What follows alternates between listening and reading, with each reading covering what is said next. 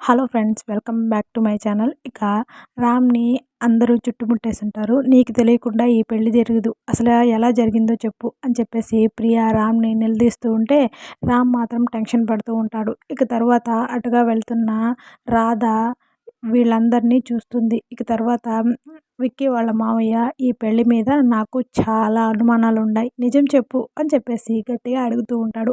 ఇక తర్వాత విక్కీ స్విమ్మింగ్ పూల్‌లో మునుగుతూ ఎంజాయ్ చేస్తూ ఉంటే, రాధ కంగారుగా అక్కడికి వెళ్ళి, "అక్కడ మీ ఇంట్లో వాళ్ళందరూ రామ్ అన్నయ్యని చుట్టుముట్టారు. మనది అగ్రిమెంట్ పెళ్ళని తెలిసిపోతుంది" అని చెప్పేసి అనగానే, ఇక విక్కీ నవ్వుకుంటూ స్విమ్మింగ్ పూల్ నుంచి లేచి రామ్ దగ్గరికి వెళ్తాడు. ఇక తర్వాత ప్రియ, "అసలు మీరిద్దరూ పెళ్లి చేసుకోవడం ఏంటి? అసలు మీరిద్దరూ ఎప్పుడు ప్రేమించుకున్నారు?" అని చెప్పేసి విక్కీని నిలదీస్తూ ఉంటే, అదంతా ఒక పెద్ద కథ, విక్కీ కాడి వీర ప్రేమ గాథ అని చెప్పేసి అంటూ ఉంటే, ఇక ప్రియ మాత్రం చాలా కోపంగా ఉంటుంది. రాధ ఆశ్చర్యంగా విక్కీ వైపు చూస్తూ ఉంటుంది.